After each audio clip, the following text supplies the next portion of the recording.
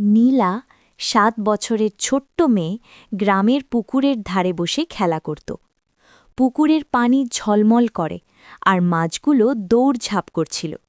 হঠাৎ সে দেখল পুকুরের পানি চকচক করতে লাগল আর এক ছোট্ট সুন্দর জলপরী উকি দিল।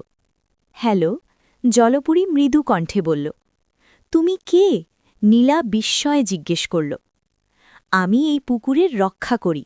তুমি কি আমার বন্ধু হতে চাও? জলপরী হাসল। নীলা খুশিতে হাত ছুঁড়ে বলল, হ্যাঁ।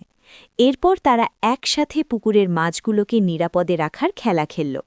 নীলা জলপরীর সঙ্গে মাছের জন্য ছোট বাঁধ বানাল আর পাথরের পথ সাজাল। হঠাৎ দেখল কিছু বড় মাছ ভুলে গিয়ে পুকুরের গভীরে আটকা পড়েছে।